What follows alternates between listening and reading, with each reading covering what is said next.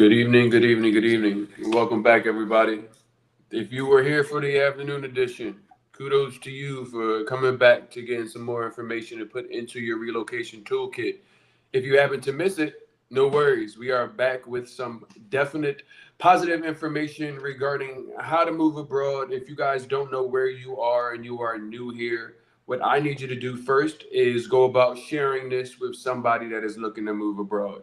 That is one of the biggest things that you can do, not only to help the positive information get out about relocation, but also help the algorithm push us into a way where we can actually impact more people.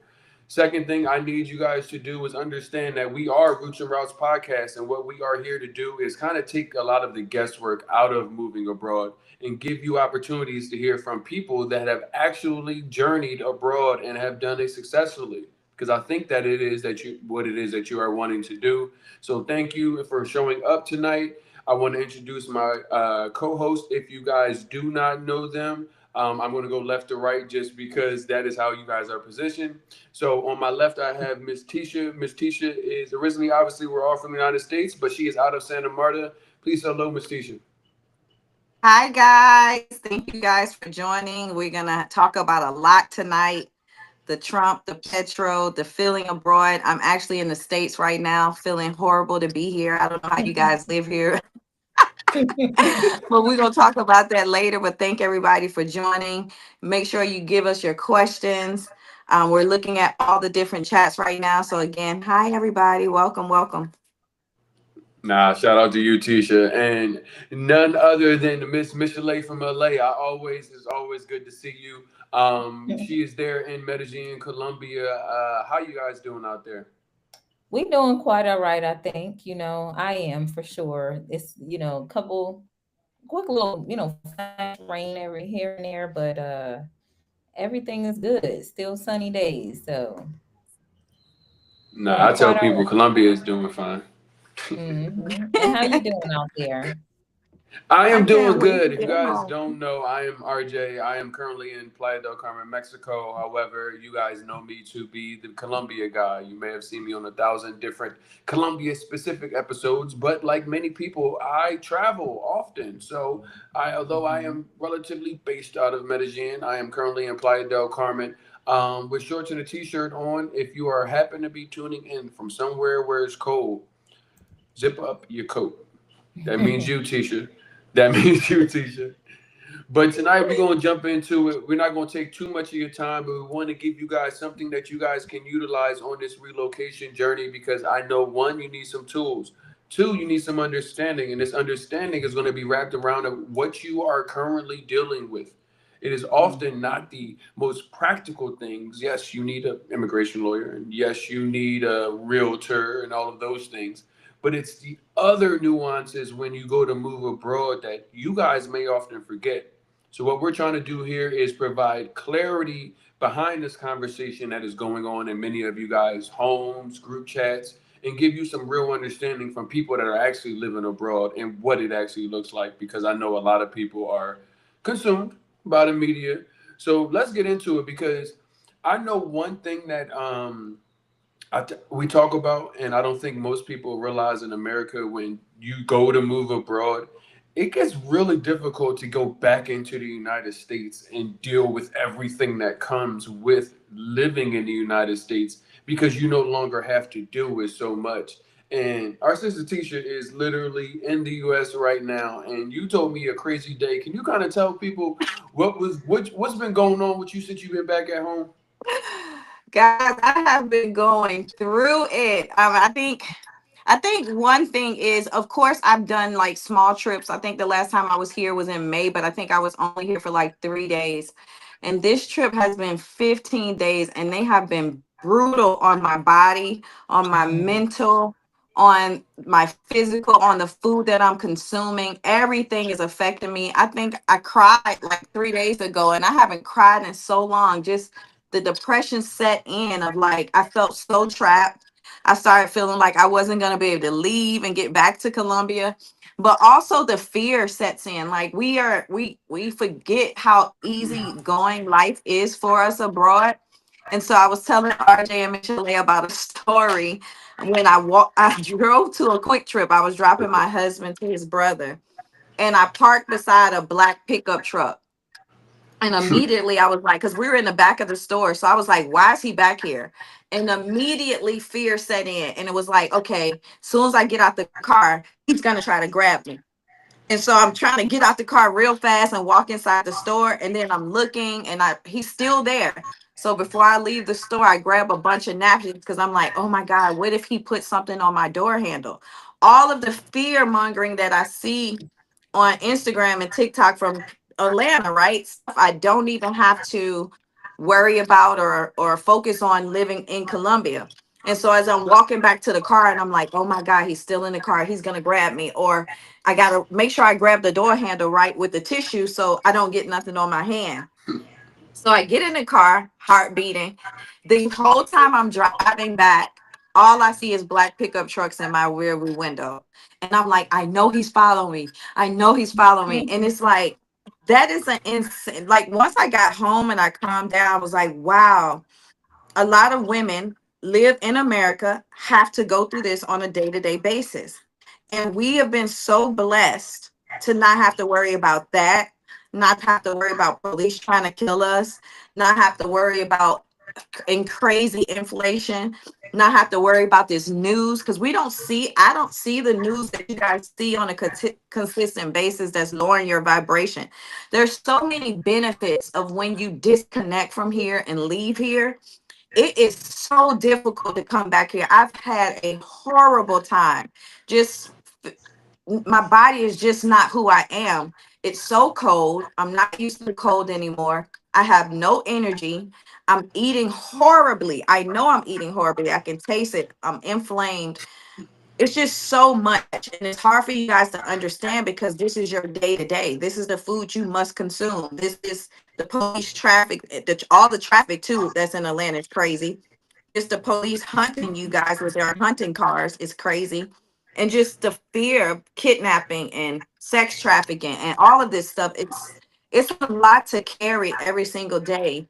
And I would be lying if I didn't say it was affecting me in a way that I haven't felt in a long time. I cannot wait to get home. I probably won't be back here for a very long time because prior to May, I didn't travel back to the US for 2.5 years. So I think I'm gonna go back to that because it's not fair to my body. It's just not fair. And so I pray for you guys to like experience what we're experiencing. And everything is not great in Colombia, but the normal day-to-day shit y'all deal with is never on our forefront. So that was my crazy story this week, but it has just been a struggle for me here. I'm not in my mojo. I'm not working out, something I do every single day. So it's just been really, really, really hard. Really hard. Hmm. And I know you went through that same thing, right, Michelle, when you had spent some time recently?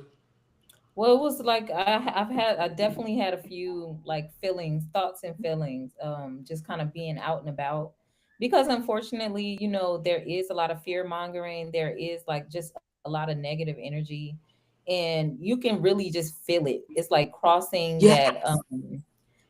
Oh my gosh, you going into a portal. Like when you get there, you know what I mean? If you're used to being outside of it and you go back in, like you said, Tisha, it's like, well, you don't really notice even the difference in the food and stuff, in the quality of air, of everything until you step out of it. You know what I mean? We don't Mm. notice it when we're in it like that. So there were definitely some things, I was kind of like in the house. I stayed in for majority of the time when I was out there. So I fortunately, didn't encounter a whole lot, but there were, oh my God, I totally forgot. There was a situation where it was just, it reminded me, I totally forgot about this situation, right? It was a guy that came into a convenience store behind me and Okay. he started Hmm.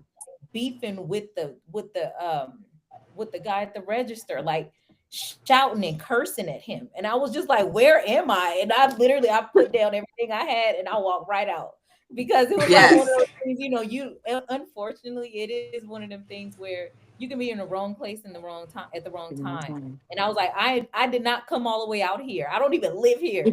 I did not come Yeah, out here to, for that this is to be real. the end. So I was like, let me get up out of here real quick.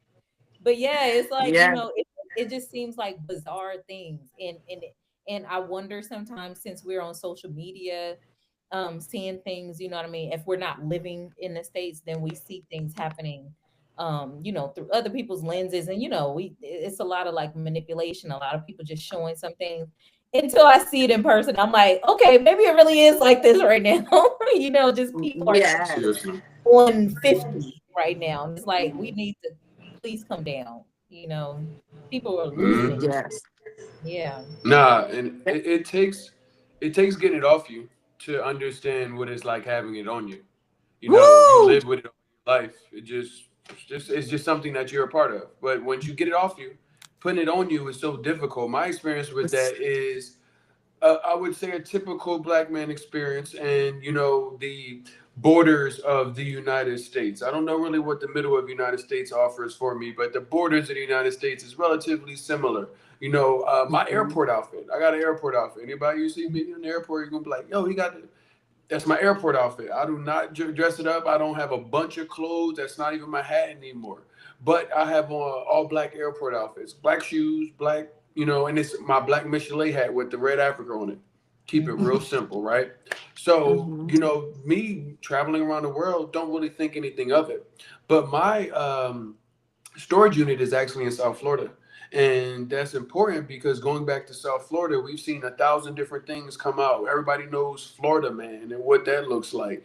And I'm outside having a conversation at nighttime in my airport outfit, and it's not a well lit place. Now, I'm at a hotel, but considering it's not a well lit place, I'm 6'3".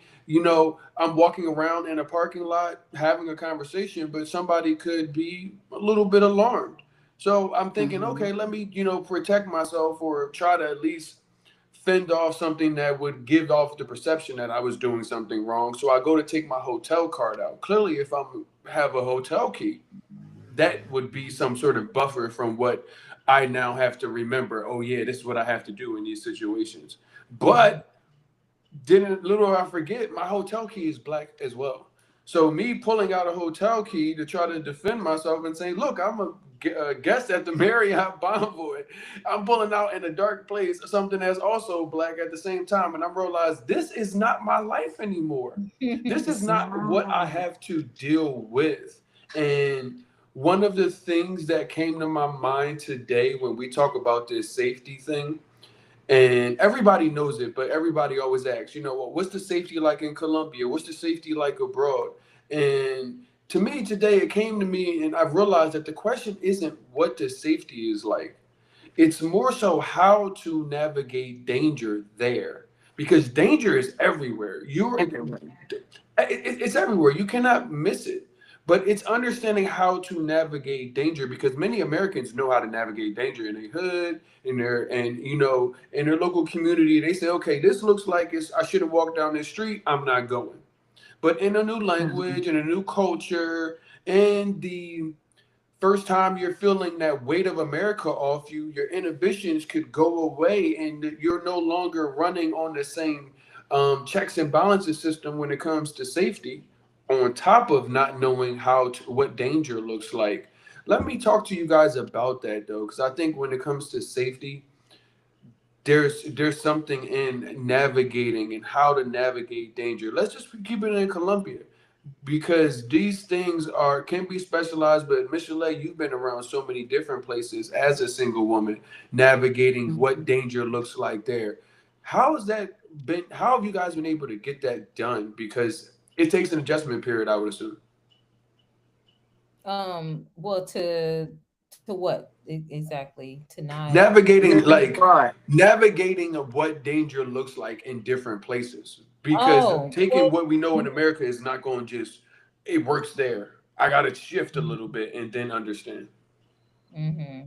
I mean, well, yeah, for sure. I think, and I think this is in general, with having some type of street smarts in a way, you know what I mean? Like there are just certain things I think, especially a lot of times when you hear people getting caught up in situations, it's like, well, I wouldn't have tried that back wherever I'm from. You know what I mean? Like some Mhm. people just kind of don't move wisely when it comes to things being in a different place, because I think you do let your guard down a little. You know, when you're on vacation, you'll be walking in the middle of the street. When do you ever just really just walk in the middle of the street? You stay on the sidewalk, right? Like somebody hits you if you if you walking in the middle of the street.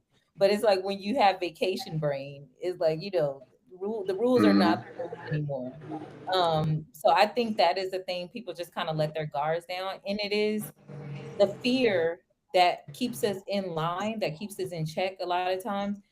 If you don't know of that fear, whether not knowing about the history of a place, not knowing the culture, the current culture of a place, or the language, you don't. It's not that it's not that it may not be things going on, but you just don't understand it. You're not comprehending it. You're not aware of it, and so it's like that ignorance. Ignorance is bliss, right? So things can be around you, but I think it is a positive thing to it, of like of that ignorance is bliss, because you're walking around just more confidently and things like that, right? Without feeling paranoid about everything around you, because you're not aware of danger around you in that way. But yeah, I think that if you just stay aware, this has been my experience. Just I know how to conduct myself in different spaces. I know certain Okay. things I wouldn't do even at home. So why would I try that somewhere where I'm not from? You Um, remember that. you know what I mean? And then you add Mm-hmm. on to that, like you have to just prepare yourself, I think, for any situation. Because when I like went off to college, I was single, you know, by myself. I didn't move with family and stuff like that. So I think just my life experience, you know, I've learned things, and just have the awareness to take care of myself, to know my surroundings, and you know, practice safety in various ways. But yeah, it's been like a kind of no-brainer, but there are some things that you can do to prepare yourself, like sharing contact information. Like, you know, you mentioned last time, RJ, when we were talking about the guy who had a peanut allergy, and he didn't Mm-hmm. know how to communicate any of that in the He thought you could language. call 911 in Colombia. Yeah, you didn't know the emergency line. You didn't know how to communicate to somebody, even if you did have the emergency line, you know, or you can run out to a neighbor. So practicing stuff like that type of safety, building community with people, and sharing information that you would like if you were back at home, like somebody can get in touch with you and get in touch with your loved ones, or communicate something, you know. So yeah, it's various little tips and tricks that I have, or things that I use, but it just starts from the basic common sense. Nah. I would say for me, when people ask me that question about safety in Colombia, it's total different type of, it's not the same, right? So Mm-hmm. safety in Atlanta for me is like watching people who look just like me, really. Safety in Atlanta is to me real crime, right? In Colombia, where I am, I'm in a beach town where it's a lot of kids, it's families, it's all of that. So my guard is typically not up, right? Because I haven't had that experience of needing it to be up. But things that I wouldn't do, like I see influencers like, oh, I'm going to the barrows and I'm going to do stupid shit like that for likes. That's something I would never do because I don't hang out in the projects back home.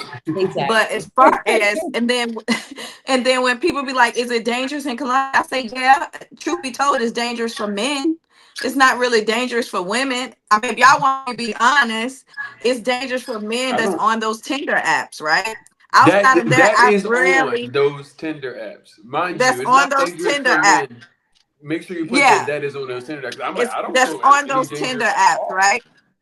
But technically, like I've been there for 5 years. I cannot say not one thing that has happened to me or the people I helped move there or the people I know, etc. I think the most biggest crime that will happen to an expat is you get your cell phone stolen, right?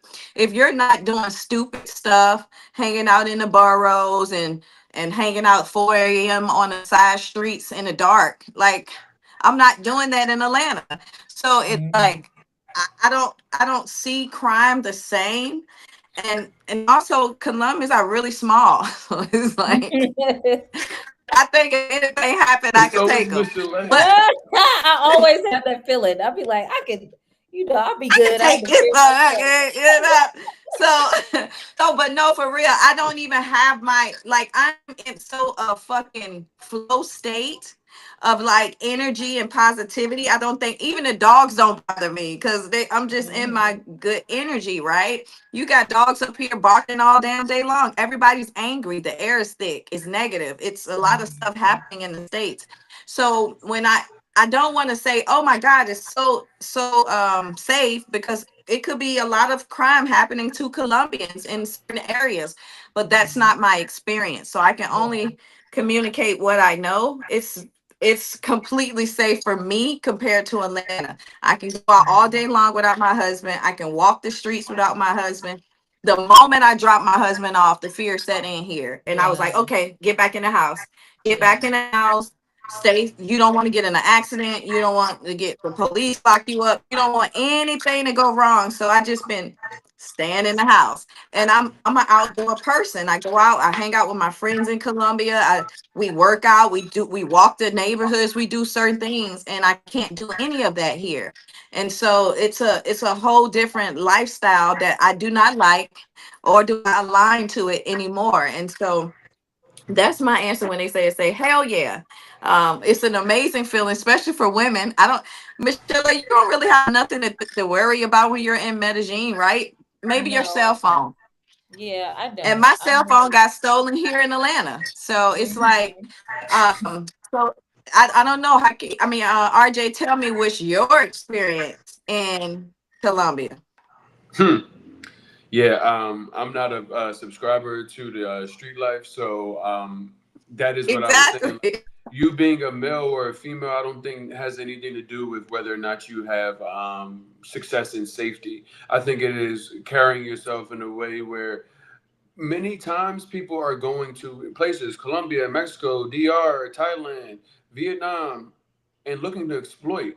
And that may mean a number of different things. That may not mean the most egregious things to the passport bros or whatever that tribe is. It could even mean like I'm just going to come and throw my money around because now it goes further. So Mhm. I don't have certain issues. Now, I'm not saying that I haven't had to navigate safety. We in the United States, I was never a big person on designer. So wearing extremely flashy clothing wasn't something that I had to give up, but many do have that hat that they need to shift to. I was never a person where to put on a bunch of jewelry. I have ear holes; they probably closed at this point. I haven't had earrings in over 10 years. I don't have a bunch of jewelry that I own, or the things that I do own. I don't want to wear it to flaunt and let everybody else know that it is that I have it. So when navigating some of these shifts in danger that are different from United States to Colombia, I wasn't afflicted by why a lot of people have a problem. I wasn't looking for women from the street and running into, am I going to wake up tomorrow? I wasn't putting myself in scenarios where everybody could tell how much money I had because I told them by the stuff and things that I was willing to show them. Many people are leaving and moving abroad thinking that they can take their same things. And they're like, well, it must not be safe if I can't wear my designer, if I can't wear my jewelry like how I do in the United States. That's why I'm like, let's get into safety, because what are you, the person that is on the other side, when they ask about safety, asking, is it safe for you to wear a $5,000 chain? No. Is it safe for you to live an abundant and quality life and to raise a family and to have community with people? A bazillion times more safer than the United States offer to you. So when we get into safety, you guys have to understand that the onus is really in you. Many times that these things are positioned as unsafe, they're coming out from places where people went and met a person of the night and brought them into their house. They went out drinking and got overly excessively drunk in a place where they don't speak the language, don't understand the culture at a late night. One of the biggest things I see influencers do, male and female, and it's just like the weirdest stuff. You mentioned going to the barrios. People are like, I'm going to the hood. I'm going to the most dangerous place because I'm from here. And it's like, I want to pull my phone out. I'm going, people said Colombia was dangerous, but I'll show them I'm taking the moto at 4 a.m. and going to a after hours and by myself and just meeting new people. Like, are there success stories with that? Yeah, there are. I'm not gonna say that. But you said you was in the United States earlier. You went to the gas station and played a lotto, and I said, haha, you back to wishes again, wishing that you gonna win a lotto. Because that 1% chance that you saw somebody else win, doing that, playing in the lotto, saw somebody else win, going out at 4 a.m. with some random stranger on the back of their bike and had a success story. Many times, those same people are often coming out with later videos and saying that something happened. And Mhm. that all of that thought process goes out the window. And I tell people, like, safety is about what it is that you make it where you are and what you're aware of. One of the other things when it Mhm. comes to safety, I know U.S. tensions have been causing a lot of political uprising, and lovely Colombia has been in the news, Mexico and Panama, and I know a lot of people are asking, well, how are the people treating you there? Are the locals? Do you feel like the locals are treating you any different now that Trump is in office, or he continues to do things that are seemingly against the countries that we choose to live in? No, I don't. You'll be okay. I look at this in so many different ways, right? So if you guys are watching the news, it goes from Colombia to Venezuela, now it's Jamaica, then it's Africa. It's going all around the globe, and so people are here. Colombia and hold on to it because Colombia is such a hot pocket right now for expats to move to. But guys, this is happening everywhere. The uproar that's happening, the unrising that's happening, the people fighting back is happening. It's happening globally. And I think it needs to happen. Like, okay, do we have crime? Is there crime in Colombia amongst the guerrillas and all of that? Yes. Is there a crime in all these other cities and countries? Yes. And so I think we're going through ethically a spiritual cleanse that has to happen. So it might get worse before it get better, but I don't think it will ever affect us. Also, if you look at a lot of the comments, and I don't get into the politics, but a lot of Colombians are tired of Petro. And I don't know his past. I don't know his future. I don't know anything about him. But some you guys get caught up in the headlines and you just gotta read between the headlines. I don't feel no difference. I have businesses there. My businesses are still thriving. I have staff there. My expat people that I've moved there is there and they're still hanging out. We're doing the same thing we normally do, y'all. It's you guys that are affected by those headlines. It's not heavily pushed to us outside of social media, right? So I haven't felt anything. Michelle is physically there. I just left 12 days ago. Are you feeling anything in Medellin as far as coming from the Colombians? Yeah, absolutely not. I actually talked to my Colombian friends and students about this, about these different topics and stuff. So it's not, I think there's like a rage baiting kind of, or like something they want to draw people into a lot of this negative news and stuff. It's a lot of fear mongering around that, about things that's happening, things that's being said that's not necessarily, it's not harming people on the ground. And like you said, Tisha, like the chances of us as foreigners, even as expats or whatever, being affected by um even a lot of things politically, we're not Slow. at all. Yeah, it's like, when do you ever really feel it? Unless it's Yeah. something targeted to that, which I have never experienced in the 13 years that I've been abroad in different places. So Hmm. because like conflict exists.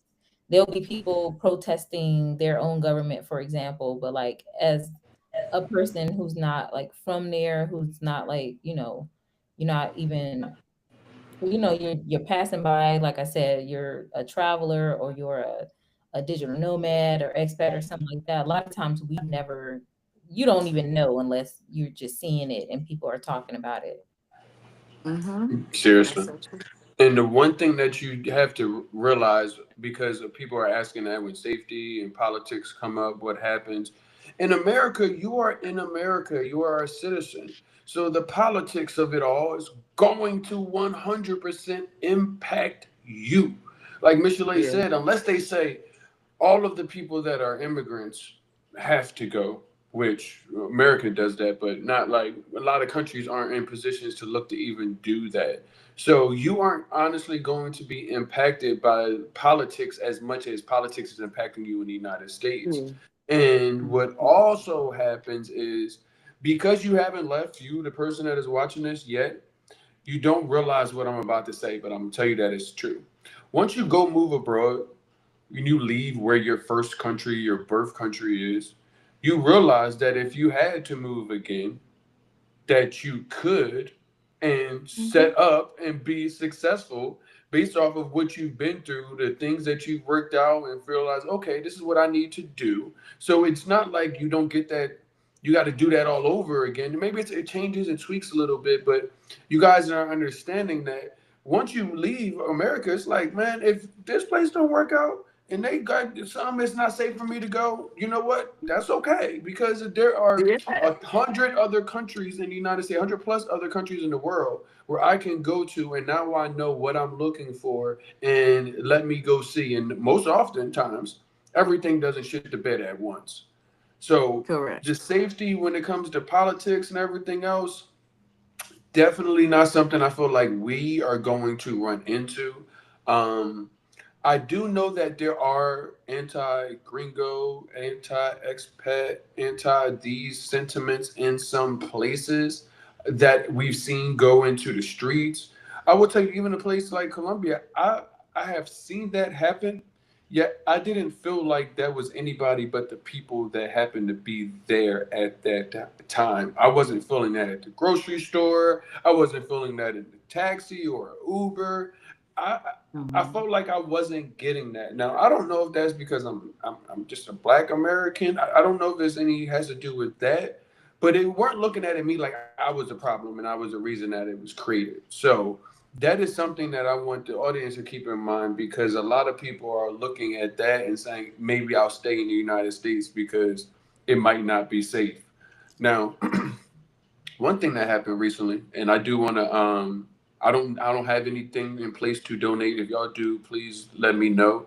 But the big storm that happened in Jamaica this past week was definitely crazy, and I say it kind of opened my eyes to a lot of things. Kind of opened a lot of people's eyes to a lot of things because right now we're in a situation in the United States where things are happening and people are like, well, it's not me, so they'll deal with it and it's fine.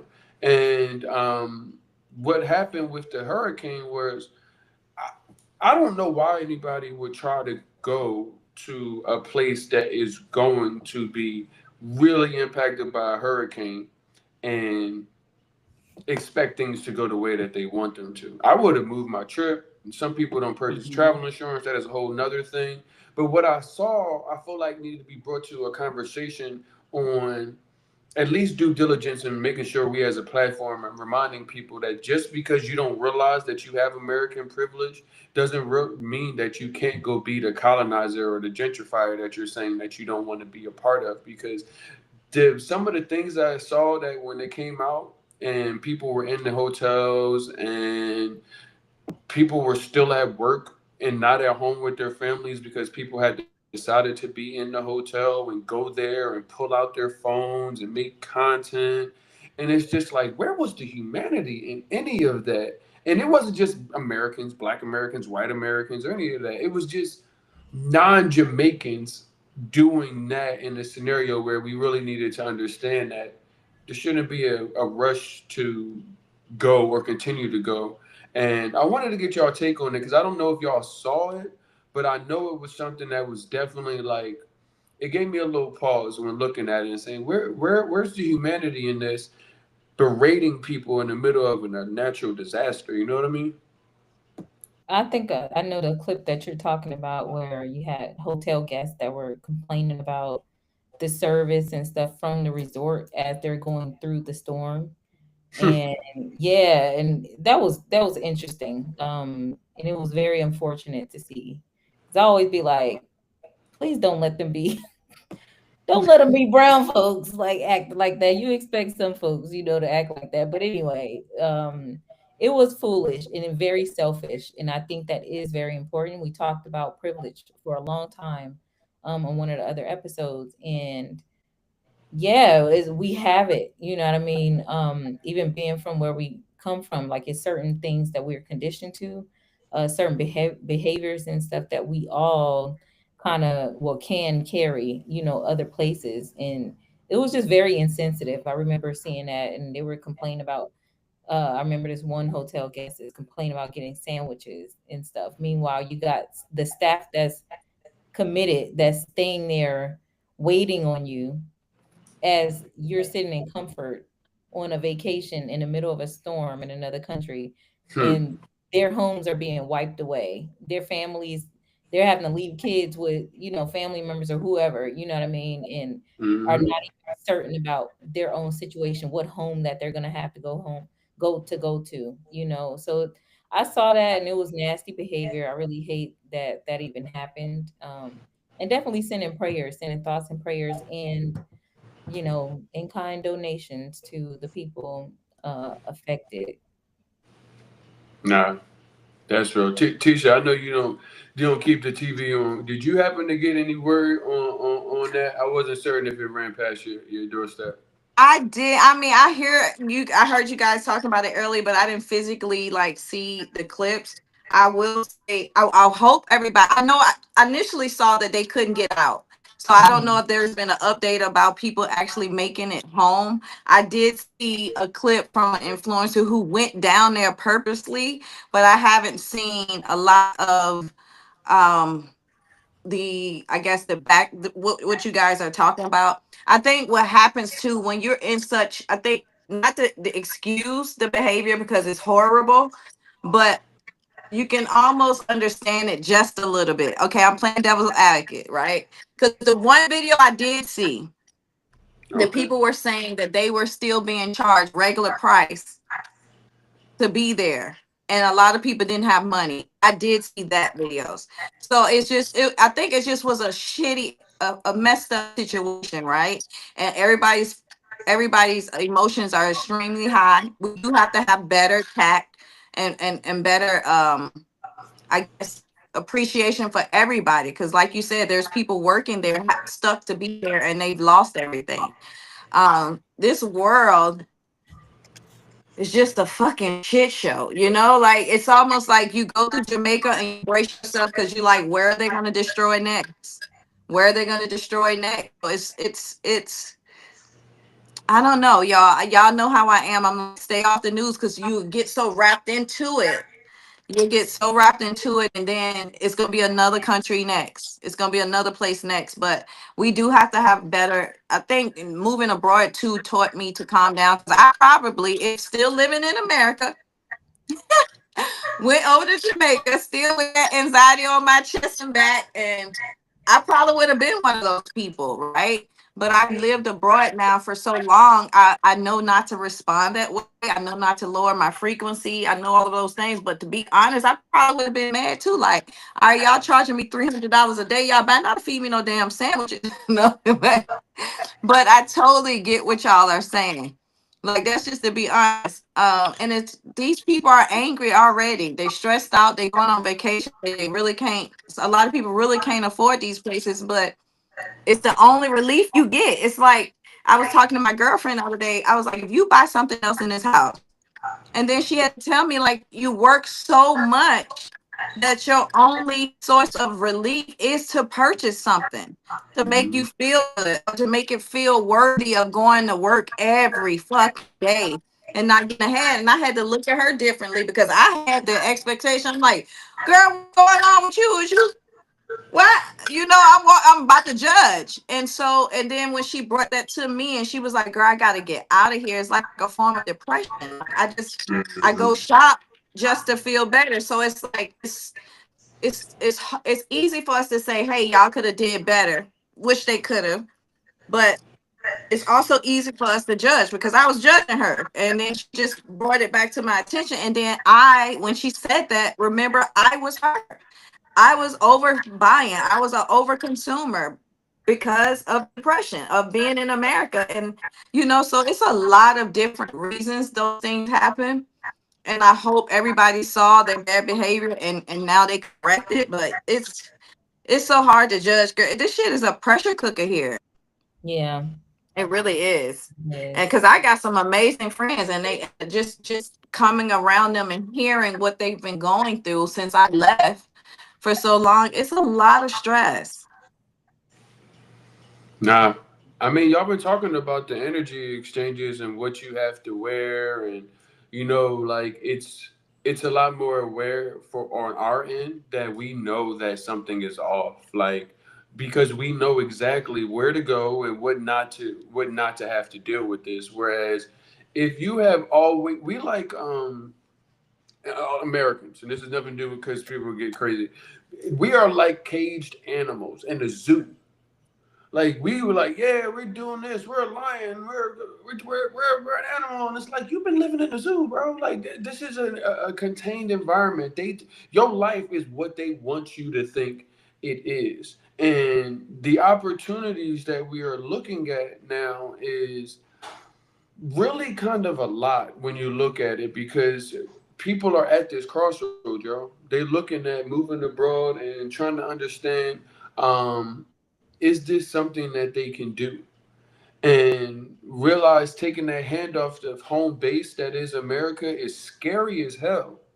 Yeah. But I Mhm. think we talked about when we first started our experiences recently in going back to America and these things being scary. You said, I don't remember the last time I cried.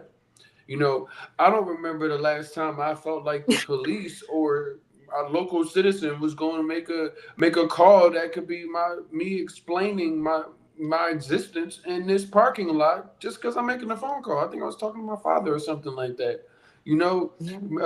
Michelet, going back and seeing some of these things where you're like, hold on now, I have to Let me get watch everybody with the intention that they might try to take me somewhere. Like that, having that on you is difficult, and realizing also that so many people are living on it and never having that off of them. So what that part. we would like to do is give you guys some opportunities to come see us. Mhm. The opportunity where to come see us is a little difficult for some people right now because things from a financial perspective may be in the gray area. I'm understanding of all of that, which is why we have these conversations. You can get some information there. But I know one thing that we are doing and are putting together is for people that are ready to be at the process of purchasing a ticket to come on the other side of the TSA and say, okay, cool. How do we get more of these resources together? And I know November 22nd we will be all together at the relocation conference. I want to talk about what it is that we'll be doing to each of us. And I want to start with Miss Chalet because volunteering is really going to be important to getting involved with the community that you are saying that you want to be a part of. I think I Mhm. need people that are watching this and those people that are saying, hey, I want to move abroad. You are also saying in the same tone, I want to be a part of a community. And Mhm. being a part of a community means helping others when you're in that part of a community. One of the things that we'll be talking about is the importance of volunteering and working with other local people in the community, whatever destination you get into. Can you kind of tell people, Michelle, what they can expect for you to cover in that? Because I know you've got a lot of experience with doing this exactly. Well, yeah, I think, the main point is to I'm thinking of security, and also we don't want to become what we saw, what we witnessed, and we didn't appreciate, right? Like when to be a colonizer, it's very possible. It doesn't matter who you are. We think that because we were the colonized in a sense, at a point in history that it's not possible for us to become the same thing. All of us have been involved in one way or another on different levels of giving back in some type of way. I think it just makes sense. If we're able to come and enjoy so much, take advantage of so much in a place, why would we not pour back? Like that's very selfish to think that you'll come into a place and you just take, and you don't give Hmm. anything back, right? So it comes in different forms. It's not saying that you have to get out there and be on a soup kitchen line. You know what I mean? Like there are various ways to give back and build community. I think it also secures us like as far as, building trust with the local community. You get so much help. Like it enriches your experience living in a different place and being in a different place when the people see you actually, connecting. You have friends, Mm-hmm. have friends who are also foreigners. You know what I mean? I get the hesitation. I get the anxiety of like, when you don't speak the language and stuff like that. Like some people are not even as extroverted, right? So you don't really have the motivation or the know-how to get out and meet people. It's like if you don't know, you don't know. I'm totally aware of that, but I wanted to make a point. And I help to create those avenues to help us build those bridges, and connect people, to show people like there are things that we can be doing to help the local community. With us having that privilege, it is a very real thing. Like I know, I'll share a story or a situation, like working in a place as a international teacher, for example, and I have local coworkers who are locals.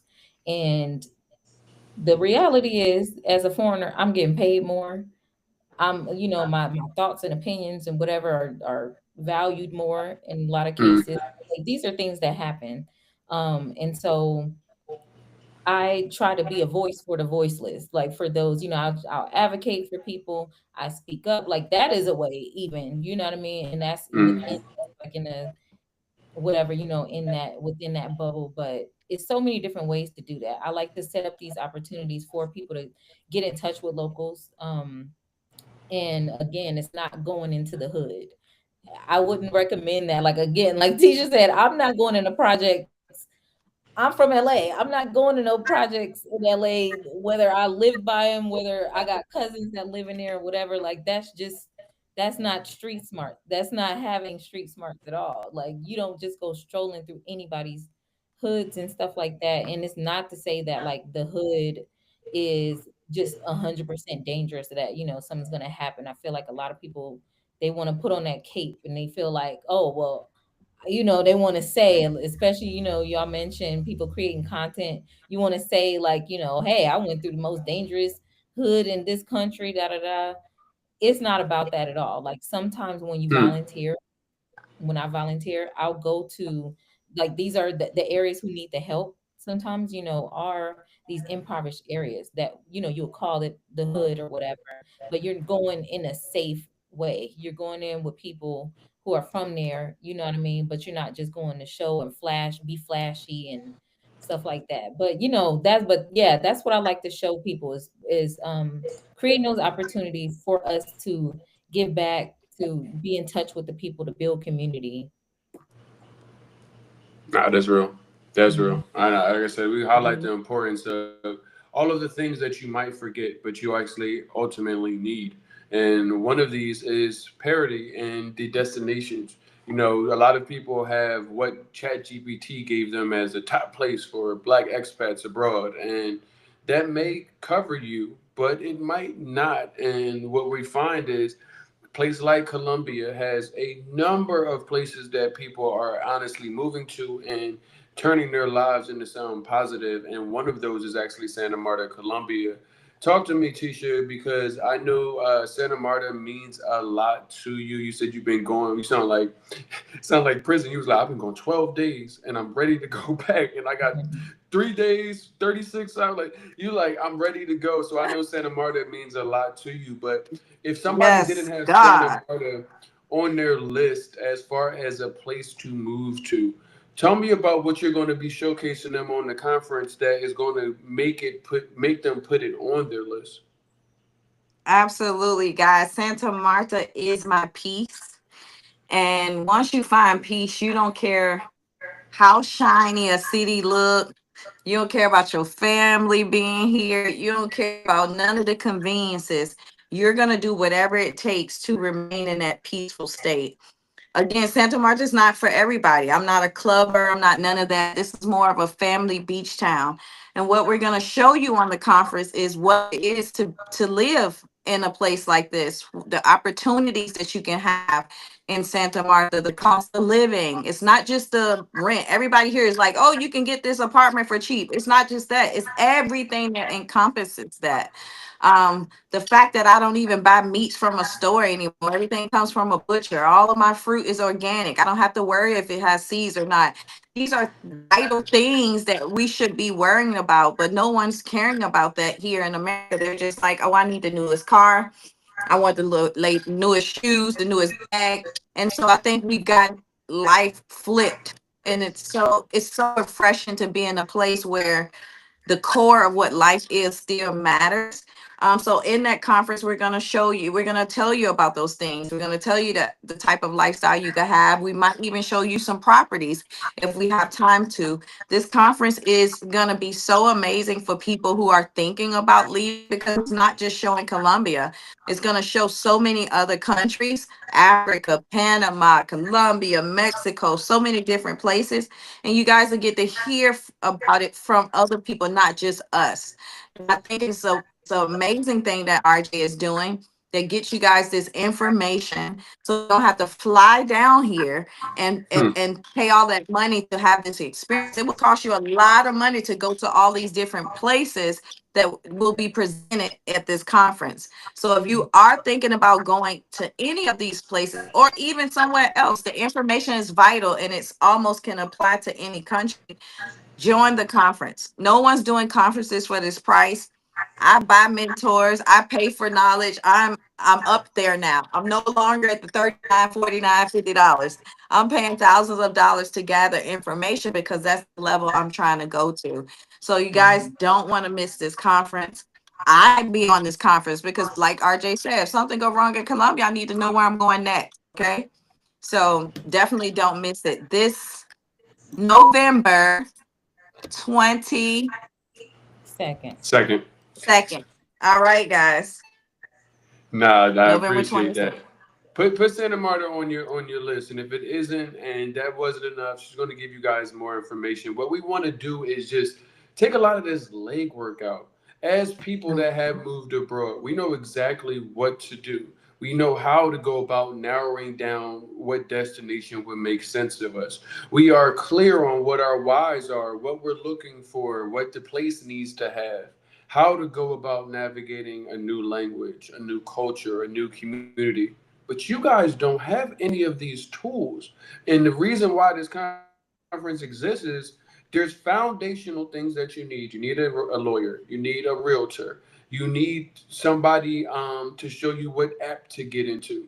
But once you get into them and once you pay the lawyer, you still need so many other things that a lot of you Mhm. guys haven't put together. And this what makes this relocation not like any other move, which is why we take a whole day and say, let's come in and bring you in a scenario where you might come uneducated, but by the time you leave, you have all of the education as well as all of the connections and resources that you need to say, okay, what do I do now with this knowledge? So Mhm. that is why the relocation conference is there. We will be having our early bird tickets available to you through November 14th. Over the next, I think it's we're on the 4th. So yeah, the next 10 days, I will be on for the next 10 days for the 12 days of relocation. My apologies. The 12 days of relocation are all designed to lead you into our virtual relocation conference. They're trying to give you what it is that this conversation hopefully did. Some of the things that you need to think about, the understandings of who you need to be before you go to move abroad so that you can actually increase the probability of you having success. Understanding some of the things that we are going through as people that have left, having to go back into the United States, get back and put the jacket on of what you guys are dealing with every day and realizing, oh, we made the right decision, but how can y'all Oh make yeah. it the same way that we did? And that's why we're here today. So, ladies, I appreciate you guys as always for taking time out of y'all busy days. Tisha, you said you got 3 days, 3 hours, I'll 14 be minutes. So back. you can, I'll be back on the 7th, y'all. Pray for me. Listen, we're praying for your I'm out of return. here. Yes. nah, Yeah. Out And of we I'm here. had Y'all can have this shit. it. And But Mr. Lay, yeah, as always, I need you to hold Colombia down until I get back. The new year be here before I'm down here doing what I can to make certain that my plan B and my plan C and whatever it is as I continue to see the world is solidified like we try to do, and tell these people, you got anything for us? I know you may have some things coming up in the city. Anybody that happens to be in Medellin? Well, I'm just out here doing my thing, and I'm trying to spread positivity and connection and community, build community with, well, through the form of art. So I do my workshops actually with at Tisha's She restaurant will in be in Santa Marta. Marta in November, y'all. Yep. Every month we'll be bringing craft workshops as well. So we are intentionally building community through these things. I'll be posting my new calendar of events and stuff coming out. But yeah, we got a lot of new and exciting things that we're planning for the rest of the year and for next year. Nah, that's awesome. I'm looking forward to these continued conversations. You guys can jump into the DMs, messages, whatever it is that you need from us. We did set something up for you guys. So moodtravelabroad.com. If you guys go under Roots and Routes, you can actually submit questions to us. So if you want to see something covered, if you have some comments that you want to make or want us to dive in deeper with some topics, the safety thing was in my inbox. So we decided to make certain that we covered it because somebody actually took the time to reach out to us. That opportunity is on your end as well. We can only give you guys what it is that you asked for, as well as what it is we know that you need. Y'all make sure you guys come back next Tuesday. Please keep the in mind we have updated the time with the daylight savings. We will be going live every Tuesday at 5:30 p.m. Eastern time until daylight saving time again, and we'll let you know what time that'll be. But until then, I personally will see you guys tomorrow. Roots and Routes podcast. We'll see y'all next week. Shout out to Joaquin wherever he is. Brother couldn't make it, but I'm glad everybody on the other end did. I'll see y'all soon. All right, guys. So, Ciao, everybody. wow.